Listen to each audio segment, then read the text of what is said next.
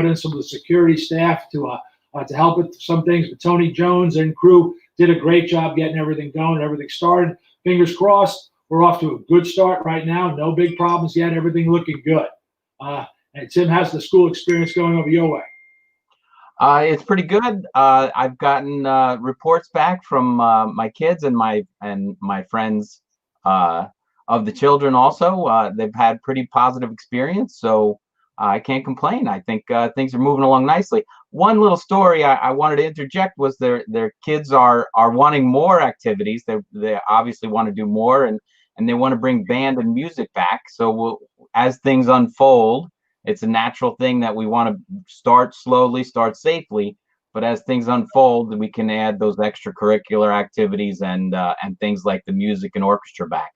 My kids were involved with that, and so were their friends who were writing letters to the paper and to the board to try and get things happening. So that's good that they're involved and they're excited and they want to do more. So that's always a positive thing. Well, the board, that's interesting you brought that up, because the board really pointed out to the schools that it's important to our community that we have chorus, orchestra, and band. And they worked very hard and under lots of challenging circumstances to try to figure out what they could do and could not do. And they sort of moved that aside a little bit, but the community spoke, contacted the board, contacted the superintendent. Far too long. So hopefully that'll get going. But we need to inject that. We need to get all the sports going again. And on that note, sports, I have some good news for everybody. This afternoon, late afternoon, our money people, the BET, met. And they released the funds for us to continue forward on the Cardinal Stadium project. So that's great news. We're going to be in short order taking down those condemned bleachers. I think they were put there I think they're originally put together about 72 years ago, and now they flew them by helicopter over to where they are now at Cardinal Stadium when they built the new high school, and basically they put them in place. And they've been sitting there functioning great, serving our community for 50 or so years. But I think it's time for a new set. I think we're just about there now.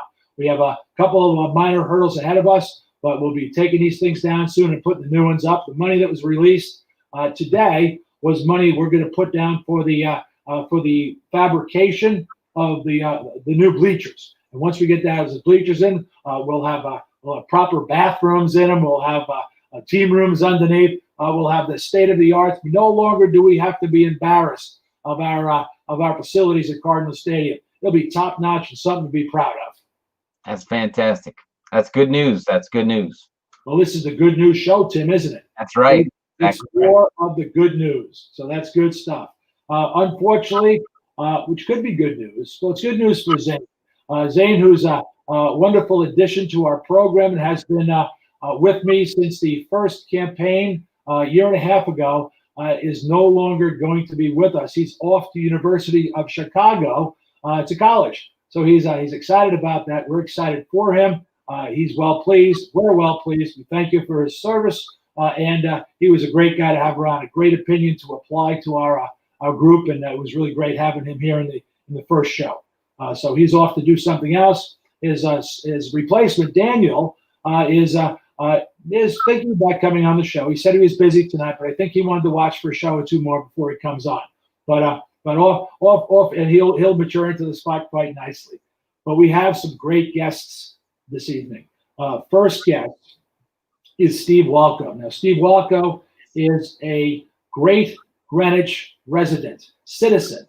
What he does for our community is just tremendous. Can we bring Steve in now, Tim? Absolutely. There he is. Tim. Hey, Joe. Hey, Steve. There's Steve Walko, my friend. Fantastic you're here. Hey, Joe, I just have one question for you before we begin. When you sing that jingle, how'd you get your voice so high? It was hard. It was very hard, but we finally got it. It was some electronic adjustment equipment that we made happen, but it was good. Thank you for asking that very important question. Of course. So that's very good. We always have to start with really important things. So thank you for that. Thank you for that. Auto-tune, like all the stars, all the big names are using auto-tune these days. Yeah. That's the way you got to do it. But Steve, let me go on a little about you, if you don't mind, and I'm sure you'll be blushing as we talk about you because you're not the kind of person that brags about yourself, at least certainly not to me. Now, Steve, you went to Trinity College, that's in Texas, right? And what recent thing took place with Trinity College that makes you quite proud? My daughter is going there, so very proud of taking her down last month. Very That must excited. congratulations. That must feel real. Well, that's kind of like an honor if your kid chooses the school that you went to. It's kind of like saying, hey, Dad's pretty cool. He turned out okay. So let me give that school a try as well. So congratulations Let's hope that was on the that. thinking. Let's hope that was the way. Well, congratulations on that.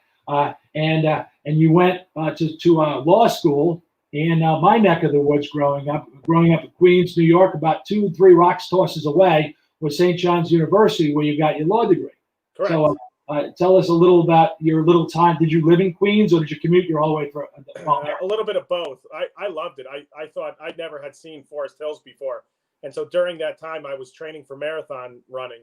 And so running through Forest Hills was a phenomenal experience. Also, the people who I went to law school with, it really is about all the people you go with. And so still good friends, great attorneys, and loved my time there. Well, was the Sly Fox, was that still a oh yes, the Sly Fox. I had worked there for I've been some in there time once back. or twice in my life, Joe. Well, of course, I had worked as both a bartender and a barkeep. There also a bar called the Peanut Gallery. I was a busboy at that place. It was a little far away. You might not know, a little off the beaten path, but I spent some time doing that, which was good. Now, how you went after law school? Did you join the law firm Ivory Barnum O'Mara that you're with right now, right away, or did you go someplace else? No, I actually stayed on Long Island and worked at a firm. Quite frankly, it was kind of interesting. I was representing unions at the time, for the most part, and their disputes with municipalities in Nassau County. Okay, that's interesting. So then, when did you move to the offices in Greenwich for Ivory Barnum O'Mara? About 16, 17 years ago. Okay, and I had the privilege of being served by you as a lawyer on a case or two, having you represent me in an incredible way. I think once or twice I felt sorry for the opposition watching you rip them apart. So thank you very much for taking care of business for us. Anybody who needs a good lawyer out there, certainly Steve is your man. But let me explain why you're good. How old? Now you joined the RTM. You joined that as a young age. How old were you when you joined the RTM? That's when I had moved back and was going to law school. So I was living in Greenwich, going to law school. So that was probably in 1993, 94. So I was probably about 23, 24. Which is quite young for joining a governing body of a town. But where did you find the time at law school? And knowing you as I do, you probably had a job as well while going to law school. And you joined the RTM as well. That started the service of many impressive positions. Now from there you went to the BET. You served as the chair of the BET, which is Correct. very impressive. Not just serving on the BET. It seems like everybody in the BET has served on the BET for like 40 or 50 years. Is that about the average term of the present BET members? I think it seems that way now. It seems that way now, Joe. Yeah, I know. But they do a great job. Thank you for all they do. And you being chair, how did you manage to negotiate yourself? Now that could be hostile terrain, that BET, because you have both parties involved, and to manage yourself into not just a member, but a leader, but the most important person in the BET, because then you hold the all powerful deciding vote. Well, Joe, it's really about making relationships. It's about who's there, what cast of people are part of the membership, but then also who's your first selectman and who's on the board of selectmen. And we had some wonderful people there. Peter Tessie, Peter Crumbine, on the BET were people like, whether it be Jim Lash or Larry Simon or Ed Krummick, Yara Burnett. It's just a really good cast of people who really cared about the town. And so you try to make the best decisions that you can at the moment.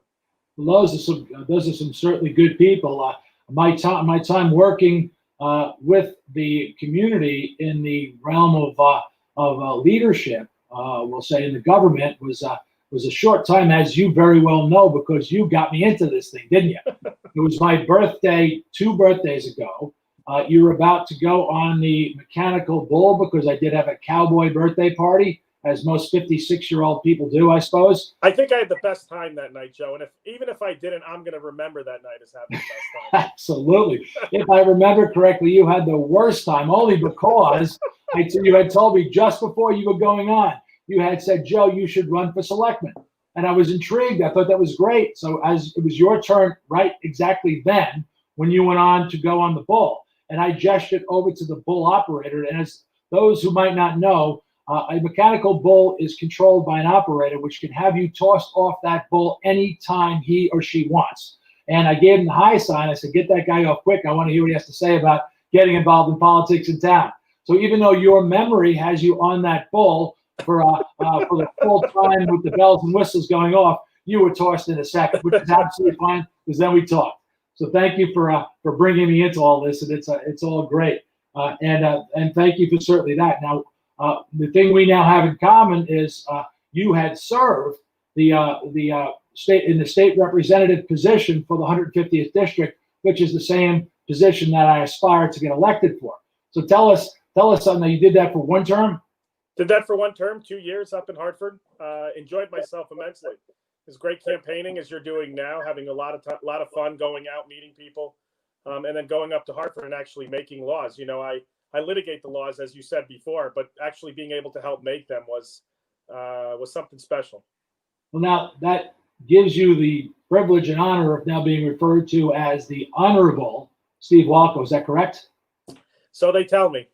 So from now on, when I see you, I'll say Honorable Steve Walko from now on. Sorry I didn't introduce you that way. And then from then on in, you became the tactician or head tactician for one of the parties in town, the Republican Party, which we're both members of. You became the RTC chair, which your role there is basically in support of many candidates. What famous candidates did you put forward or work with that we all know from town here? Well, you know, it was Peter Tessie's last run through there. Then obviously all the BET members.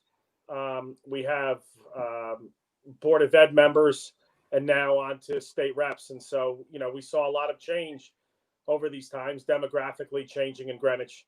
And like with people like you running, looking to take it all back again. So we're excited for sure. Well, we're going to give it a go. I think I'm qualified to do the job. Getting out there in these unique times with as Tim was nice enough to comment on my description, I made him. It reminded him of Charlie Brown's teacher in the Charlie Brown cartoons. It's a little harder to communicate, but it's still very enjoyable. Just getting out is good. I wish I had more time to do it. I still working with the two companies I run, and unfortunately and fortunately at the same time, I'm busy in both those. One's a real estate development company, and that's starting to appreciate some value, so we're doing some stuff there. And the other one's our uranium brokerage business, because of price volatility due to mines being shut. We find ourselves doing a little more business than we have in the past. So that's good. And after that, Steve, you went and took on a couple more projects because you just didn't have enough with town volunteer work at that point. You took on the Hamilton Avenue project. You worked on that was before. That was when I was on the BET. The most recent one is the new lab school. Well, the new lab school, if I must say, I talked about it the other night, but I have to say it. I have never been given a school before, and I was so happy. At the Board of Ed meeting last Thursday night, I didn't know that you were going to be presenting and giving the Board of Ed a school. I had no idea. I glanced over, and your brother David is usually or sometimes in these school-related things because he works at the school. And basically, I thought when I glanced over, I saw Walko. I thought that was your brother. And then you texted me beforehand, and we talked a little bit, and I found out that you were coming on to talk. And then I realized you were so generous that you took a school that you ran a committee that you built. Not only did you build that school, not only did you do a great job on building that school, but you handed money back to the town after it because you didn't spend it all. Most people just kind of spend crazy money when they're dealing with other people's money. You didn't do that. You handed it back to the town. So what a nice gift on Thursday night that I was not expecting. Tell us a little more about that project, Steve. Well, it's been a real success story. I mean, it's a wonderful school. I know, Joe, you've been there. I mean, it is really something that is awe-inspiring. It gives those children really an opportunity. You know, we talk about either whether it be social justice or just having equal opportunity to education. And this school does that. And while bricks and mortars can't replace teachers and what teachers do for students, this school truly sets the kids up in the New Leb school district and across the town if it's a magnet school. So any child from Greenwich can go to this school, and it is spectacular. There's no other way to describe it. Our design team of TSKP is just wonderful. They designed an amazing light-filled building, and I really give credit to them and Gil Bain and CSG for being the professionals on the job. Plus the building committee. As I like to say, we're all taxpayers. It's our money. And so, when you do your own project at home, how do you want to spend it? You spend it wisely, and you don't spend it when you don't need to spend it. And not every hiccup that comes along the way is the taxpayer's problem. Sometimes it was the builder's problem or the architect's problem. And when it's their problem, they should pay for those problems. And they did, and they stepped up. So it really was a collaborative effort.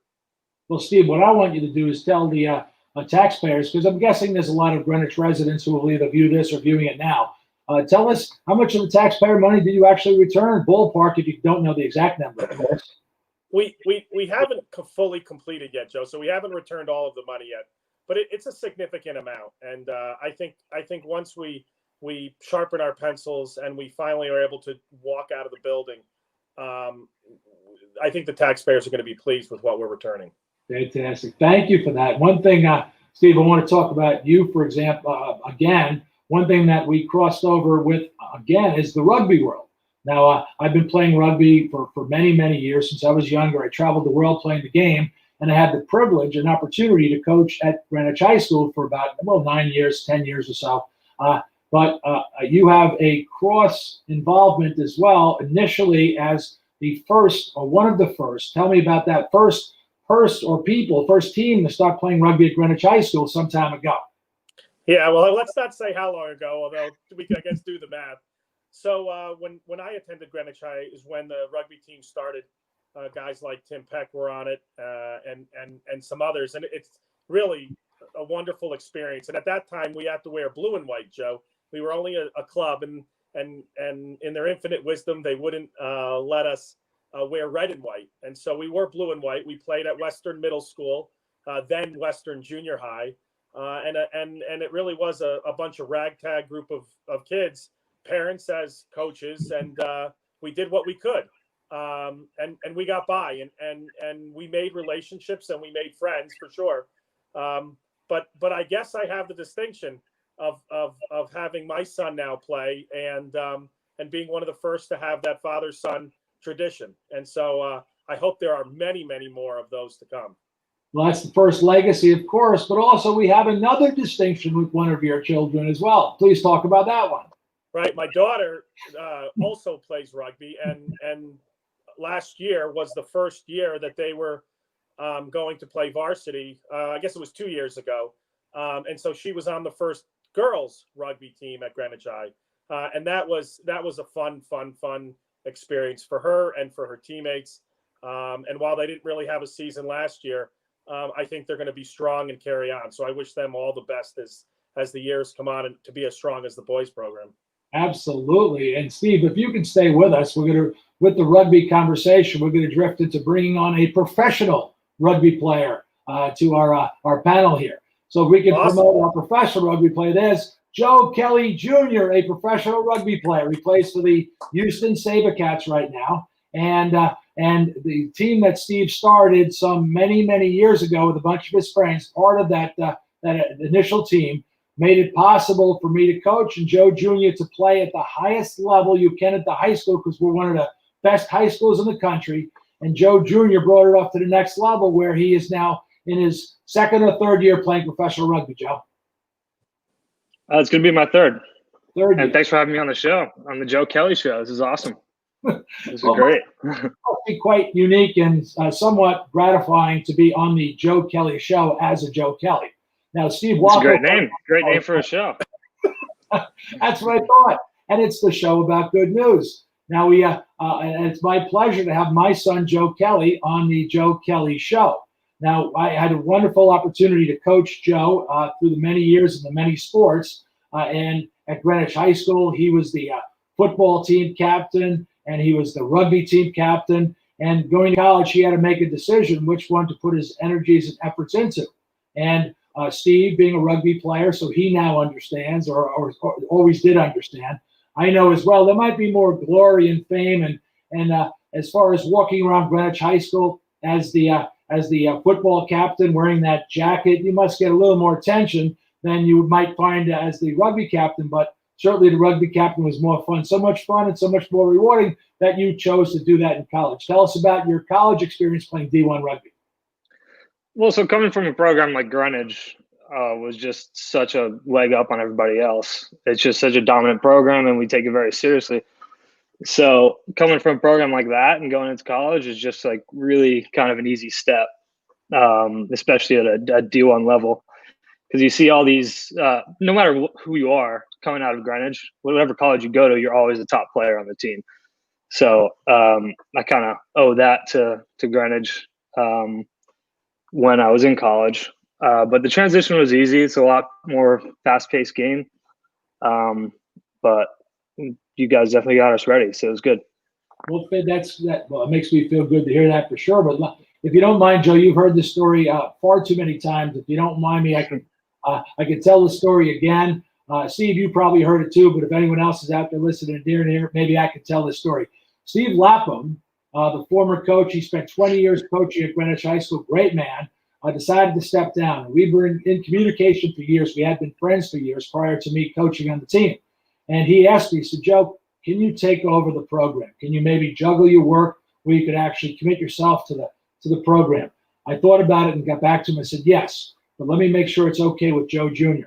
So I asked Joe Jr. at dinner one night. I said, Joe, and I've been coaching him in all the other sports, but it's high school now, so it's kind of different. So I said, Joe, you mind if I was the high school coach while you're an athlete playing at the high school? He said, let me think about that a little bit, right? So I'm like, well, okay, I didn't expect that answer, but all right, fine. So next dinner we got together. I said, Joe, did you think about it a little bit? He says, I'm not quite sure. I'm kind of not sure what I want to do with it. I said, how about I give you $100? He said, okay, done.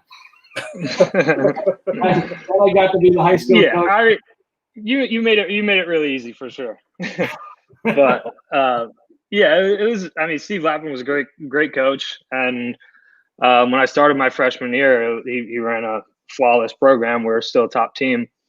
So it was awesome when you came in. It was easy transition, and just I knew right away that since you coached me throughout basically my whole life, that you weren't going to give me any special treatment or anything, and you dedicate your basically all your time to the kids. So I thought it was great.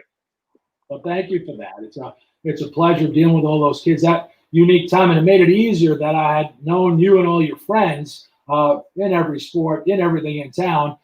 It made it easier for me starting out as a coach because I had never done anything like run a high school a sports program. There's a lot more into it than just the X's and the O's. There's a whole lot of responsibility, and your friends, because they're a tight group of friends and there was no discipline problems and everyone was supportive to each other, it was great. It was a wonderful experience. Steve, you must be proud of where the program is today, seeing guys like Joe Jr. come out there and both your kids playing in it.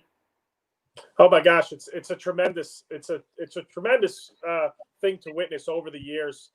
Being on one of the first teams and then coming out when we were playing on, I can distinctly remember playing on a cornfield or a cutout cornfield out in Pennsylvania. One of the first seasons, or having Wimbledon come over, I think in our third season. It was my second, and it's great now to see just the level that's there.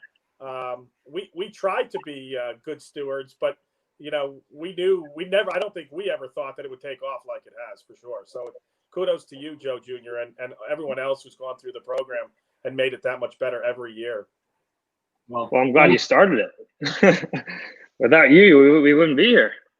Well, it really goes out to a lot of people, and I got to tell you, it was a lot of the expats, and it was a lot of some local kids who really who surely came together, and I give a lot of credit to them. They were a little bit older than me, but boy, they did a lot of work up front. Well, I missed the hell out of it. I wish I could still be involved. I'm dabbing a little bit with assisting over with the OGRCC with some of their off-season programs, but nothing like being right in the middle of the thick of it. Get the kids ready for the games. Actually, I like telling the story that we got the kids over ready and made them feel they were underprepared. and that gave us the opportunity to get in there and have those successful seasons that we had. Now, Joe Jr. is both a professional rugby player and he's also an oil broker in Houston right now. So Joe, tell us a little bit about your oil brokering and what you actually do in the world of oil. Well, so we're in the middle of hurricane season right now. There's a tropical storm going on as we speak. So kind of dealing with that, and that really affects the oil market. So we've been a bit busy lately. But yeah, moving down here was cool. It was a cool experience. It's a very cool city down here.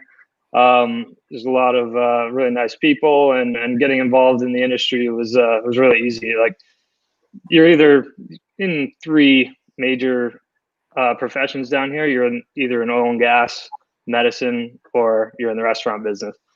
So it was everyone kind of had similar interests. So it was a very easy transition when coming down here. But yeah, I mean, it's a cool industry to be involved in. A lot going on, especially recently with all this with this pandemic and stuff like that. So it's definitely been keeping me on my toes. So we had the pleasure of having you here for 2 months in the summertime because they had to close operations in Texas because they were on the high on the pandemic. We were on the low in the pandemic. So it was great having you here for 2 months. And so it was good. It was good fun. And I must conclude this program because we're staying to a half-hour discipline. Because as you both know, and there's Tim. Oh, here comes the judge. I can waffle on. Until Tim popped in there, we were the Ginger Show. And now Tim pops in. Tim, what color was your hair before it went the color it is now? It was I've been salt and pepper since I was 18. You what? Salt and pepper since I was 18. I started going gray. Oh, nice. I have a question for Joe Jr. and then something for Steve. But as we wrap up, but Joe Jr., you say you play professionally in this COVID state and stuff. How many games are you playing? How much do you travel and stuff like that for rugby? Yeah, so this pandemic happened mid-season last season, or in March. So we ended 3 games in. We cut the season short. Everybody went kind of their own separate ways and stuff like that, and we kind of just ended there. I think we start up again in February. So we'll see how that goes. So there's like kind of a grace period, and we'll see what happens. But as of right now, it's a full on go. I think there's some news that's coming out tomorrow with the MLR. I'm not sure what it is, but I think it's something to do with the upcoming season. So excellent. Well, good luck with that. Good luck. It's an exciting Thank story. And then for my 2 cents on Steve Walko, I'll just add that I had 5 graduates of New Lebanon School, and I was part of the team that fought hard for that. And I'm very glad and very proud to call Steve a friend, and excited that the job that he did and that he could, didn't keep the change, and he's returning it back to the town, which makes it even better. And then no tip for Steve. No tip. No tip for Steve. Tip of the hat, right, for Steve. But it's a great thing, and a big thing was that the school was going to be too big. That was a big sore point for a lot of people. And I think right now, with everybody needing more room, it couldn't have been a better decision to make the school like that. I'm sure every room is used and everybody's spread out, and it was a perfect decision, and it cost less than we thought. So it's a great job, and I want to say thank you very much. Great stuff. Awesome. Who are you guys voting for? Anybody in particular for a certain state representative, or if you're not in the district, at least who would you think to vote for? I think we're done. It's the Vote for Joe show. I like his name. In the chat. Tim, thanks for setting it up. Joe, we need some Coach Kelly signs. They're coming up. You need Coach Kelly signs there. Yeah, I think they're coming in this week. Fantastic. And Joe Jr., thank you for coming on the show. I think this is, if not our best show, our second best show. Well, thanks for having me on the Joe Kelly show. It's a great show. You're welcome. Hey, and I'm just Joe right Kelly. here between the Joe Kelly sandwich. I'm good. Yeah. All right. Thanks, everybody. We'll see you. All right, guys. Bye. Good night. Vote for Joe, do-do-do-do-do-do. Vote for Joe, do-do-do-do-do-do. Vote for Joe, do-do-do-do-do-do. Vote for Joe. For state rep, do-do-do-do-do-do. For state rep, do-do-do-do-do-do. For state rep, do-do-do-do-do-do. For state rep. You'll be glad, do-do-do-do-do-do. You'll be glad, do-do-do-do-do-do. You'll be glad, do-do-do-do-do-do. You'll be glad. Let's go vote, do-do-do-do-do-do. Let's go vote, do-do-do-do-do-do. Let's go vote, do-do-do-do-do-do. Let's go vote. Vote for Joe Kelly. Vote for Joe Kelly for state representative.